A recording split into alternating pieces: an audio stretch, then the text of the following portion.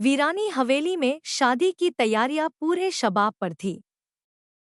चारों तरफ रोशनी, संगीत और मेहमानों की चहल पहल थी। हर कोई दूल्हे अंगद और दुल्हन मिताली के आने का बेसब्री से इंतजार कर रहा था, क्योंकि पंडित जी बार बार याद दिला रहे थे कि शुभ मुहूर्त का समय निकलता जा रहा है। लेकिन तभी एक ऐसा फैसला हुआ जिसने सबको हैरान कर दिया। अंगद, जो अब तक मिताली से शादी करने जा रहा था, आखिरी बार उससे मिलने पहुंचा। उसके चेहरे पर गंभीरता और मन में उथल-पुथल थी। उसने धीमी आवाज में कहा, मिताली, मैं अब और झूठ नहीं बोल सकता। मुझे सच्चाई बतानी होगी। मैं तुमसे शादी नहीं कर सकता। हमें तुलसी मम्मी के सामने जाकर यह रिश्ता खत्म करने की बात करनी चाहिए। अंगद को लगा था कि मिताली समझ जाएगी और परिवार की इज्जत के लिए इस रिश्ते से पीछे हट जाएगी, लेकिन वह गलत था। मिताली के चेहरे पर अब प्यार नहीं, बल्कि जिद और बदले की आग थी। उसने साफ कह दिया, अंगद, मैं तुम्हें किसी भी कीमत पर खो नहीं सकती। अगर प्यार से नहीं मिला तो जरूरत पड़ी तो मैं तुम्हें मजबूर कर दूंगी। अंगद समझ गया कि मिताली के मन में कोई खतरनाक साजिश पल रही है। उसे एहसास हुआ कि अगर अब भी वह चुप रहा तो सब कुछ बर्बाद हो जाएगा। उसने एक ऐसा कदम उठाने का फैसला किया जो सबको हिला देगा। वह तेजी से वृंदा के पास पहुंचा। वृंदा अब भी पिछले दिन की घटनाओं और तुलसी के गुस्से से परेशान थी। अंगद ने गंभीर आवाज में कहा, वृंदा, अब बस दो रास्ते हैं, या तो मैं मिताली का हो जाऊं या हमेशा के लिए तुम्हारा। तुम्हें मेरे साथ चलना होगा।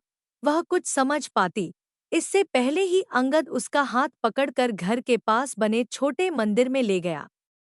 वही मंदिर, जहां उनके परिवार के कई रिश्ते बने थे, अब एक नए रिश्ते का साक्षी बनने वाला था। जिस मुहूर्त में मिताली को दुल्हन बनना था, उसी शुभ समय में अंगद ने वृंदा की मांग में सिंदूर भर दिया और उसे अपनी पत्नी बना लिया। बिना किसी शोरशराबे के, बिना बैंड बाजे के, बस भगवान को साक्षी मानकर दोनों ने 7 फेरों के साथ एक दूसरे को सदा के लिए स्वीकार कर लिया। इधर हवेली में माहौल तनाव से भर चुका था। मेहर, तुलसी, नोना और सभी मेहमान दूल्हे के इंतजार में बेचैन थे। जैसे जैसे समय बीत रहा था, तुलसी की चिंता बढ़ती जा रही थी। तभी दरवाजे पर अचानक कदमों की आहट हुई और सबकी निगाहें उधर घूम गईं। दरवाजे पर अंगद और वृंदा खड़े थे। वृंदा की मांग में सिंदूर, गले में वरमाला और लाल जोड़े में वह किसी नवविवाहिता जैसी लग रही थी। यह दृश्य देखकर पूरा परिवार स्तब्ध रह गया। मेहर हैरान होकर बेटे को देखता रह गया, मानो शब्द उसके गले में अटक गए हों। सबसे बड़ा झटका मिताली और नोना को लगा।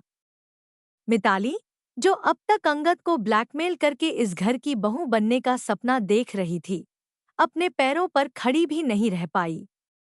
उसका चेहरा सफेद पड़ गया, आंखों में सदमे का भाव था। तुलसी, जो अब तक गुस्से में थी, कुछ पल के लिए शांत हो गई।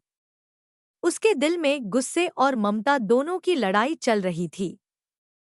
उसने बेटे को देखा और बस यही सोचा, क्या यह वही अंगद है जिसने हमेशा सच का साथ दिया था? मेहर ने आगे बढ़कर पूछा, अंगद, तूने ये क्या किया? लेकिन अंगद बस चुप रहा।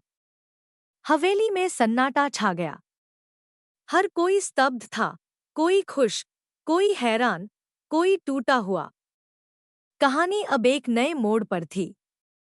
तुलसी के सामने सबसे कठिन सवाल खड़ा था, क्या वह बेटे के इस विद्रोह को माफ करेगी या इस रिश्ते को ठुकरा देगी?